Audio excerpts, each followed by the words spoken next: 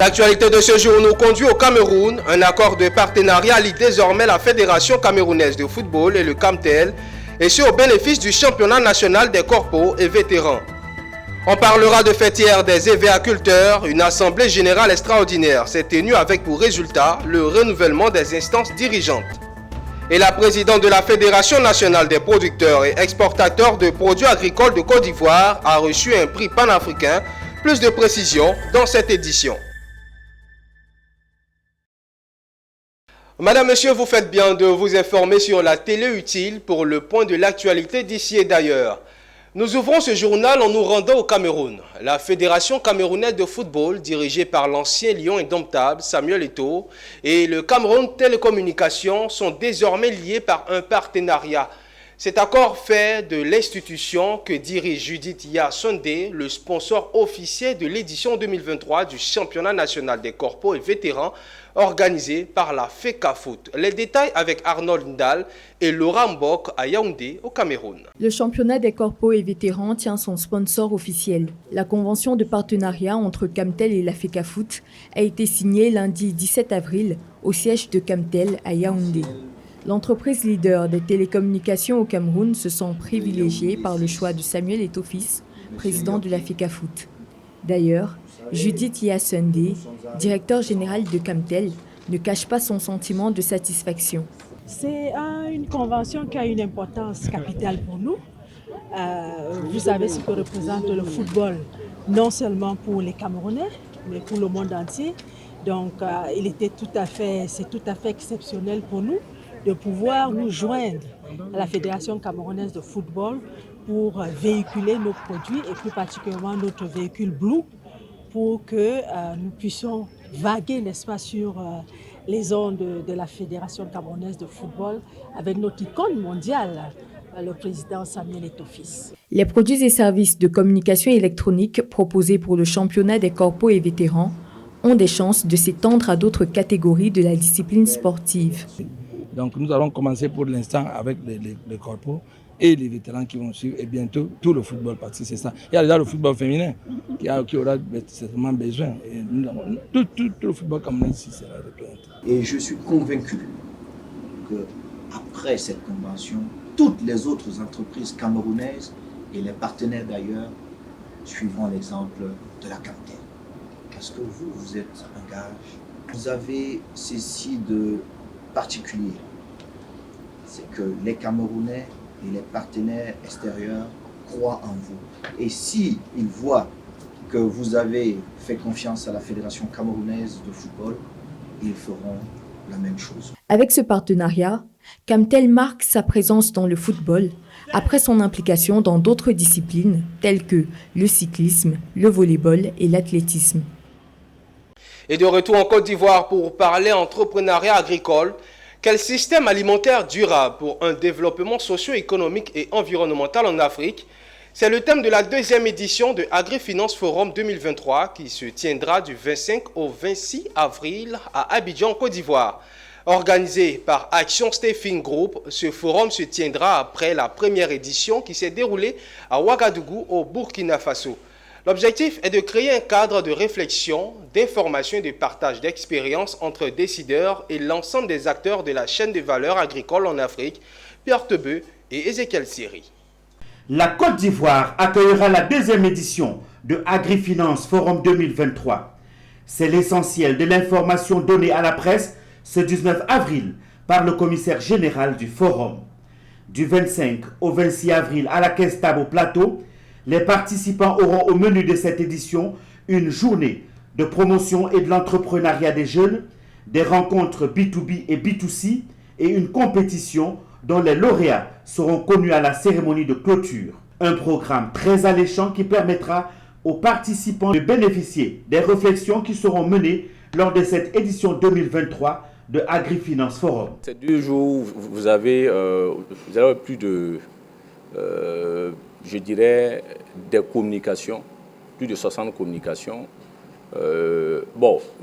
autour d'une soixantaine de communications qui seront axées sur les systèmes alimentaires, le financement de l'agriculture, dont le financement et l'entrepreneuriat des jeunes, et j'en passe. Et ces communications seront données par des éminents panélistes de plusieurs structures étatiques, des fonds nationaux, des fonds d'investissement, des cabinets spécialisés en levée de fonds, mais aussi par les différentes chambres du Burkina et de la Côte d'Ivoire. Près de 400 participants sont attendus à cette édition 2023 de AgriFinance à Abidjan. AgriFinance Forum est organisé par Action Staffing Group en collaboration avec tous les partenaires et les ministères techniques impliqués. Et parlons de fêtière des évéaculteurs dans cette édition.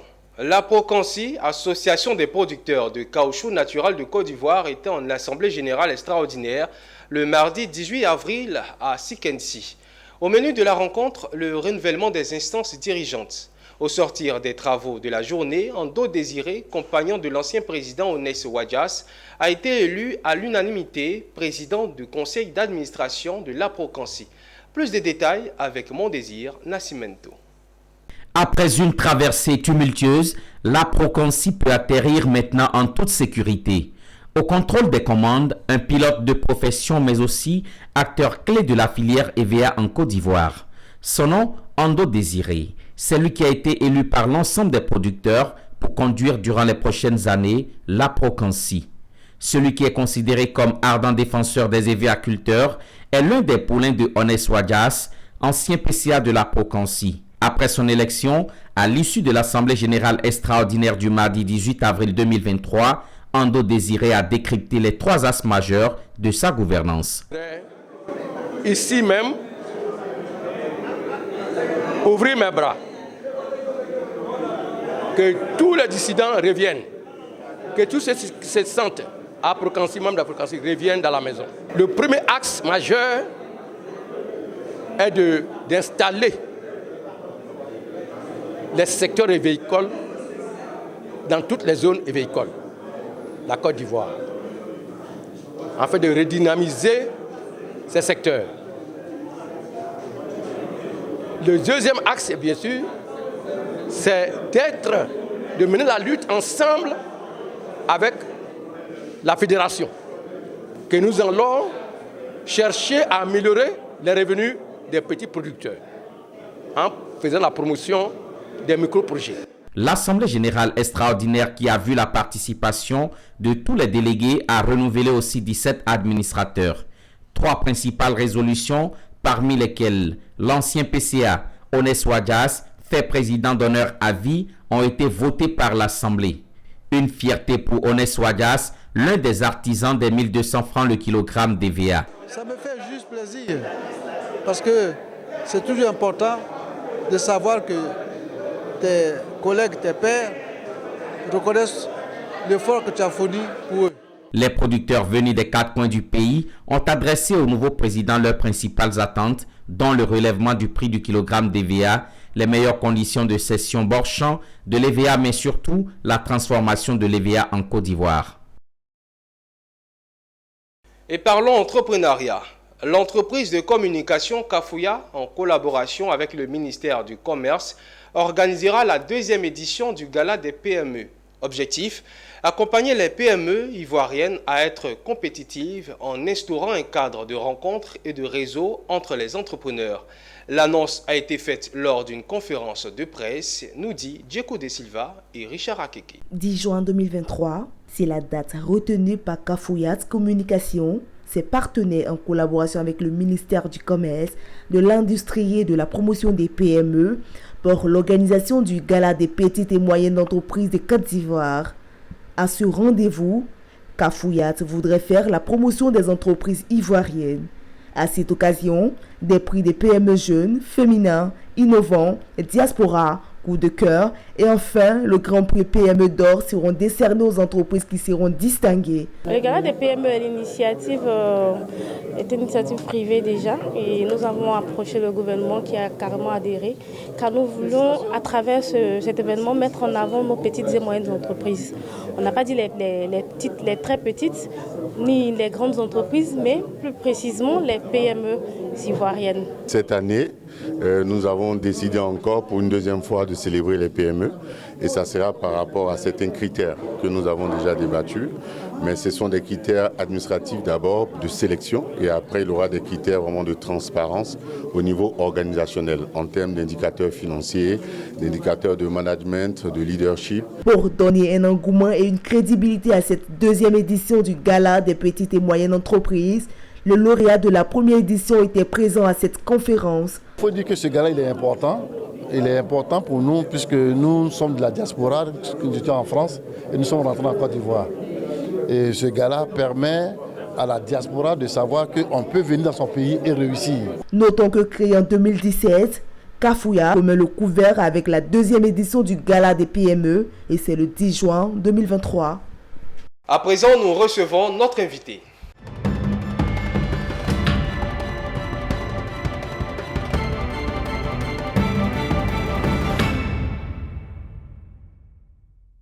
Chaque année, l'Organisation mondiale de la santé célèbre la Semaine africaine de la vaccination, une occasion de souligner l'importance des vaccins dans la vie de chaque individu. En Côte d'Ivoire, la 13e édition de la Semaine africaine de la vaccination, couplée à l'introduction du vaccin polio inactivé, se prépare activement. Pour plus de précisions sur cet événement, nous recevons sur notre plateau professeur Ekra Daniel, directeur coordinateur du programme élargi de vaccination. Bonsoir professeur. Bonsoir monsieur. Et bienvenue sur notre plateau. Merci. Alors, présentez-nous déjà la semaine de la vaccination. Bien, la semaine africaine de vaccination est une semaine qui a été instaurée par l'Organisation mondiale de la santé. C'est une semaine qui se commémore dans la dernière semaine du mois d'avril dans les 47 pays de la zone Afrique de l'Organisation mondiale de la santé. Cette semaine a pour objet de sensibiliser la population, mobiliser la population en faveur de la vaccination. Il s'agit de la population des enfants qui sont ciblés par le programme élargi de vaccination en routine comme en campagne, mais aussi les adultes pour leur dire que des vaccins existent, qu'on peut donc se vacciner et se protéger contre les maladies. D'accord. Alors, on parle de semaine, cela veut dire qu'il y a une période bien précise. Quelle est la période de la semaine africaine de la vaccination? Bien, donc cette semaine, c'est, comme je le disais tantôt, c'est la dernière semaine du mois d'avril, donc c'est du 24 au 30 avril. Et cette semaine va démarrer par un lancement qui sera fait dans la commune d'Abobo, notamment à Boboté, à la place Yando. Et le lancement sera fait par monsieur le ministre de la Santé et de l'Hygiène publique. Et donc, le ministre de la Santé profitera de cette occasion pour lancer donc un message à la population. Vous savez que depuis 3 ans, nous avons fait face à la Covid-19, donc on a beaucoup sensibilisé pour la vaccination contre la Covid-19. C'est le lieu maintenant de revenir aux fondamentaux, je peux dire, notamment la vaccination de routine des enfants. Et aussi de continuer à vacciner quand même contre la Covid-19. Justement. Voilà. Alors chaque année, il y a un thème bien choisi. Pour cette année, quel est le thème choisi et pourquoi? Bien, le thème choisi est le grand rattrapage. C'est le rattrapage des séries de vaccination qui n'ont pas pu s'achever, mais aussi c'est le rattrapage de tous les enfants qui n'ont jamais pu avoir accès à la vaccination. Voici un peu ce que le thème grand rattrapage regroupe. Et je le disais tout à l'heure que depuis 2020, nous avons fait face à la Covid-19. Donc pendant cette période, il y a des enfants qui ont échappé à la vaccination parce qu'on était plus concentré sur la vaccination. On sait aussi que pendant des périodes, surtout au début, les gens n'ont pas pu avoir accès, la population n'a pas pu avoir accès aux services de santé par peur d'y aller pour avoir la Covid-19. Donc tous ces enfants que nous n'avons pas pu rattraper, puis vacciner pendant ces 3 dernières années, nous allons faire donc ce que nous appelons le grand rattrapage, pour rattraper leur série de vaccinations non terminées ou ceux qui n'ont jamais eu de vaccination, pouvoir les vacciner. Alors une particularité cette année, c'est l'introduction du vaccin polio inactivé dans le programme. Quelle est la motivation et quels sont les résultats attendus? Bien, en fait, dans le cadre de la vaccination contre la poliomyélite, le pays, comme l'ensemble des pays africains et même au niveau mondial, est engagé dans l'éradication de la poliomyélite. Et dans le processus d'éradication de la poliomyélite, le premier vaccin qu'on utilise, c'est le vaccin polio-oral. Et c'est ce qu'on utilise et que les doses qu'on met dans la bouche des enfants. Voilà. Et aujourd'hui, nous avons éliminé la poliomyélite en Côte d'Ivoire. Et au niveau africain, depuis 2020, on a annoncé que ce vaccin, disons la poliomyélite, la forme sauvage, a été éradiquée. Donc nous allons rentrer dans une deuxième phase en remplaçant le vaccin polio oral par le vaccin polio injectable.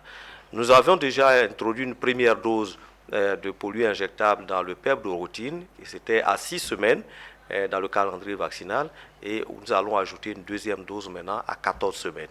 14 semaines, c'est-à-dire à 3 mois et demi.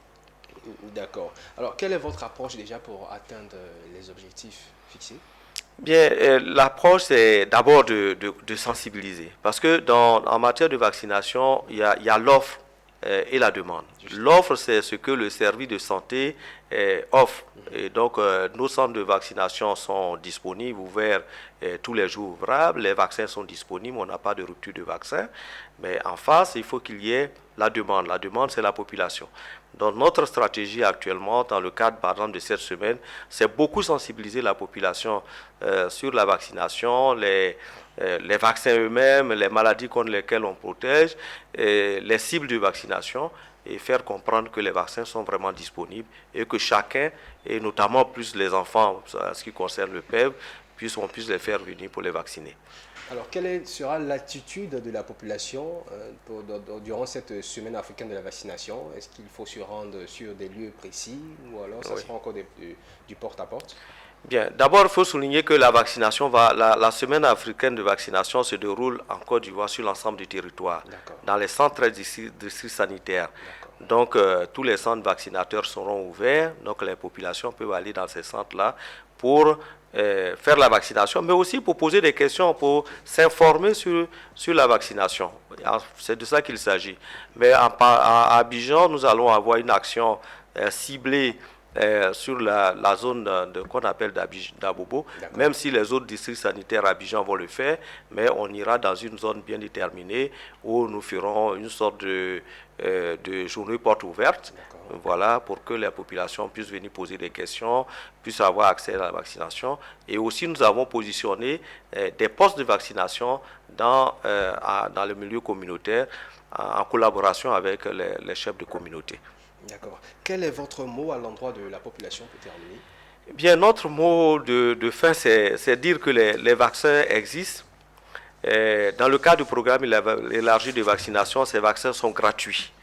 Les vaccins sont dirigés contre 14 maladies et ce sont des vaccins qui sont très efficaces. Voilà. Ce sont des vaccins qui sont très bien tolérés. Bon, les enfants, quand ils font la vaccination, ils peuvent pleurer un peu parce qu'il y a un peu de douleur, mais ça suffit parce que ça s'arrête là. Ça ne va pas au-delà. Voilà. Donc, ce sont des vaccins qui sont très bien tolérés et qui protègent bien les enfants. Donc, nous invitons les parents à donc présenter les enfants au cours de la semaine africaine de vaccination, mais aussi tout le temps. Puisque la semaine africaine, c'est juste pour faire la promotion de la vaccination, mais en fait, les vaccins existent tous les jours, ouvrables dans les centres de vaccination. Donc que les enfants, les parents regardent le calendrier vaccinal de leurs enfants et qu'ils le présentent les enfants pour les faire vacciner. Je rappelle qu'un enfant bien vacciné, il doit être présenté à la naissance, pour avoir un certain nombre de vaccins, à 6 semaines, à 10 semaines et à 10 semaines et à 14 semaines. 6 semaines, c'est 1 mois et demi. 10 semaines, c'est 2 mois et demi. Et 14 semaines, c'est 3 mois et demi. Ensuite, l'enfant doit être présenté à 9 mois.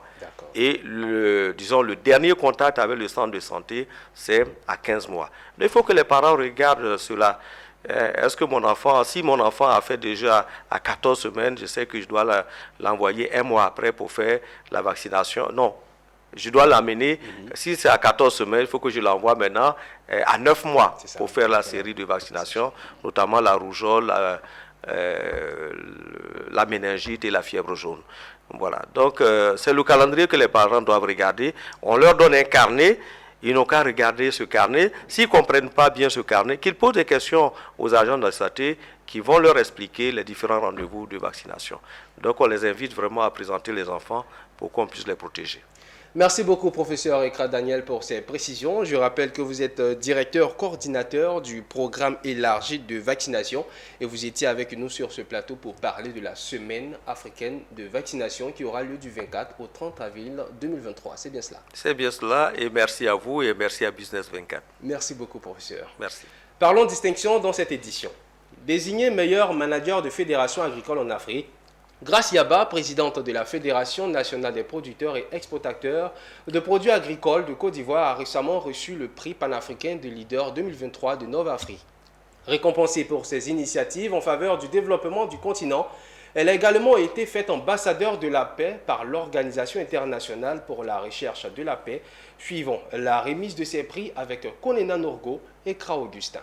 Vous avez devant vous la meilleure manager de fédération agricole de toute l'Afrique. Présidente de la Fédération nationale des producteurs et exportateurs de produits agricoles de Côte d'Ivoire, Grace Yaba Clémentine a été distinguée par Novafrique pour ses actions de développement en faveur du continent. Elle est donc célébrée ce vendredi 14 avril 2023 à travers la remise du Super Grand Prix panafricain des leaders Argent 2023 du mérite et de l'excellence.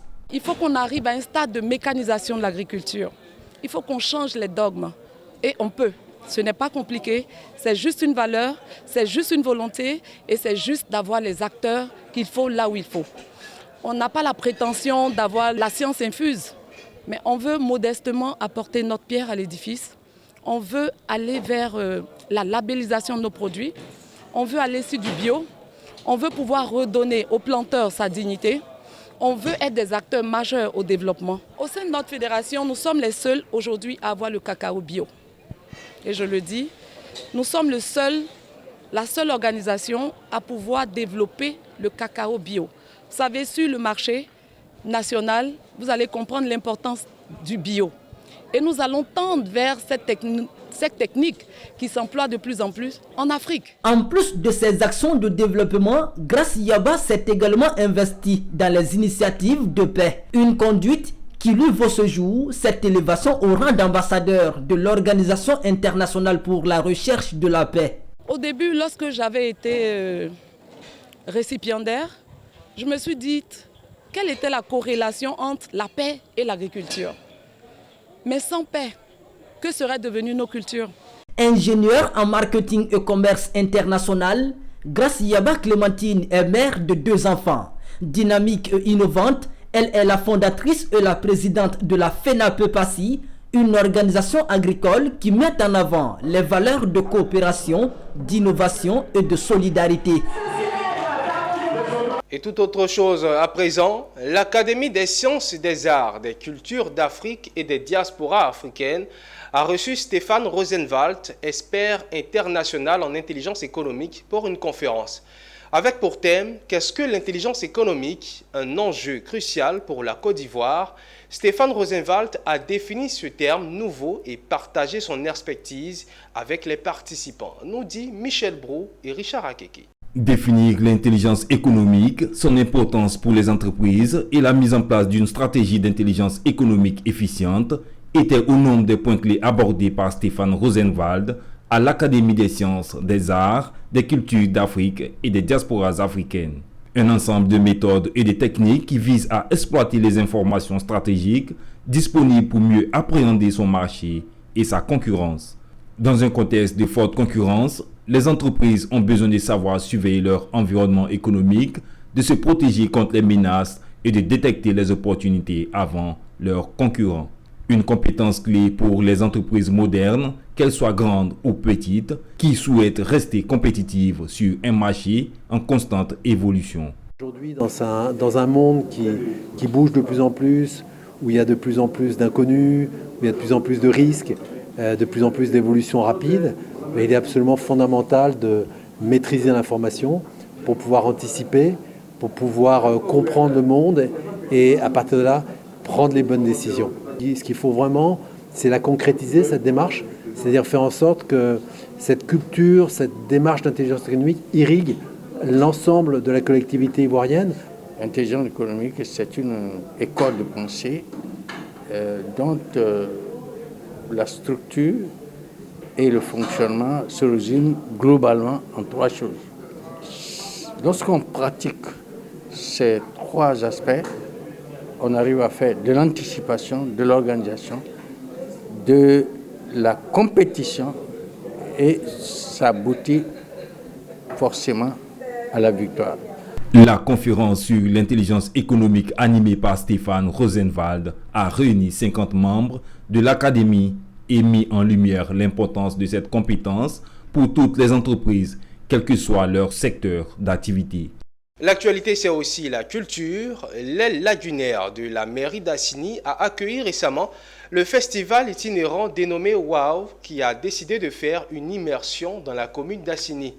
Au cours de ce séjour du festival dans la commune au bord de la lagune, les festivaliers ont célébré la culture locale et apprécié le mélange du jazz et de danse traditionnelle.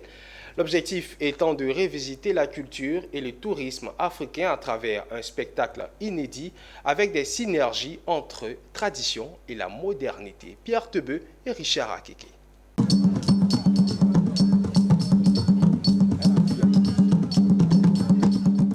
C'était jusque-là une grande première de l'inédit.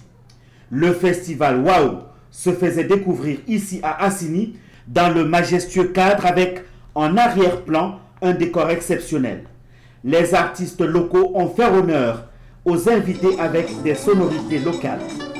Avec un programme exceptionnel, les invités ont eu droit à un mélange de musique traditionnelle et du jazz qui a sans doute fait voyager tous les festivaliers venus découvrir le festival WOW.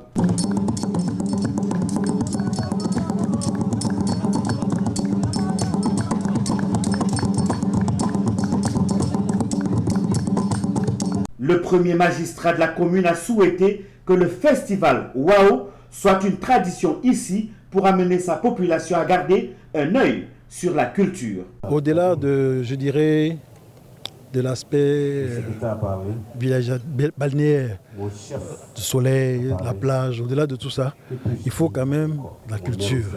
Il faut qu'on inculque à nos petits jeunes frères la culture pour qu'ils sachent d'où ils viennent, pour qu'ils se projettent en avant. Comme c'est un mouvement qui nous permet de nous réjouir, il aurait fallu même organiser même une soirée. Le public, ravi de se retrouver en totale immersion dans ce cadre symbolique, a de temps à autre laissé éclater sa joie. Au fait, c'est la deuxième fois que je viens au spectacle de WOW, parce que la première fois, c'était à Bassam. Moi, je trouve que c'est un très beau spectacle. Je suis très heureuse d'être là. Plusieurs choses qui m'ont beaucoup marqué. Il y a eu la prestation des artistes, il y a eu la convivialité, l'accueil, et puis tout ce brassage de races qui se trouve ici. C'est un festival itinérant, donc on part dans chaque ville, et l'idée, à moyen terme, on espère pouvoir continuer à drainer du monde vers chaque destination de Côte d'Ivoire. Donc nous vendons non seulement des séjours immersifs, nous proposons aux personnes de visiter la région. Ce matin, avant le spectacle, on a des clients qui ont fait le tour d'Assini et ensuite de découvrir la culture à travers un spectacle inédit. Ce festival itinérant WOW à Assini a précédé celui qui s'est tenu dans la commune de Korogo et de Grand Bassam. Pour moi, WOW si oui, c'est WOW! Et direction Yamoussoukro, la capitale politique ivoirienne. Réunis en séance plénière à Yamoussoukro, les sénateurs ont procédé le lundi dernier à l'adoption de la proposition d'ordre du jour des travaux parlementaires pour la période allant du 17 avril au 6 juin 2023. Au menu, 30 projets de loi, dont 2 séances d'information parlementaire et des visites des grands chantiers de l'État. C'est la vice-présidente du Sénat, Emilienne Bobby Assa, qui a présidé cette séance plénière d'adoption du nouveau calendrier du Sénat allant de la période du 2 mai au 6 juin 2023. Elle a révélé que les sénateurs, au cours de cette période, auront à examiner 30 projets de loi, 2 séances d'information et 2 séances de visite des grandes infrastructures administratives et des grands chantiers de l'État de Côte d'Ivoire.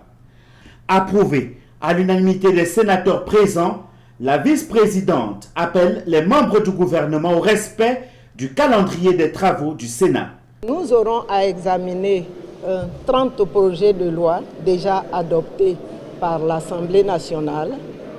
Nous aurons 2 séances d'information parlementaire et puis nous aurons 2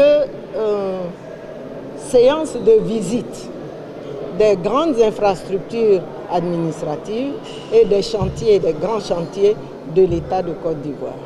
Notre vœu, c'est que ce calendrier soit respecté.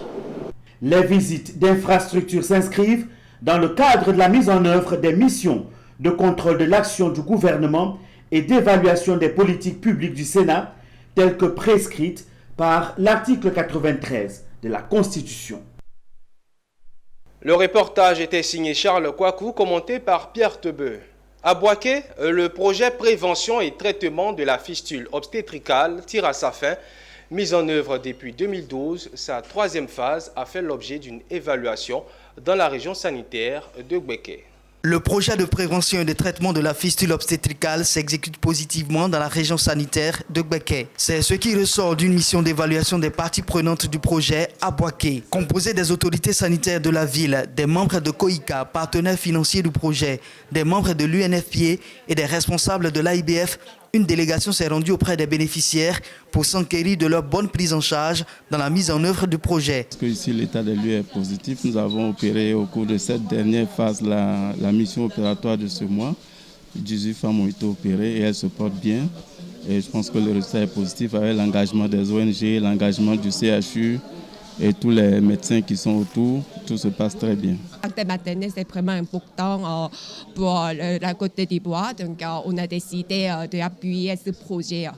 Ce projet de lutte contre la fistule obstétricale est à sa 3e phase et prend fin bientôt. C'est donc pour s'assurer de l'atteinte des objectifs dans le traitement de cette maladie, dite de la honte pour la femme, que la délégation a effectué cette mission d'évaluation. Mise en œuvre depuis 2012, il a consisté en une prise en charge gratuite des soins des femmes souffrant de fistules, tout en les aidant à se réinsérer à travers des activités génératrices de revenus. C'est un message de remerciement à tous ces partenaires, mais surtout continuer à engager l'État de Côte d'Ivoire pour la suite et surtout l'ensemble des prestataires pour que nous continuions d'offrir le service gratuitement à ces femmes-là.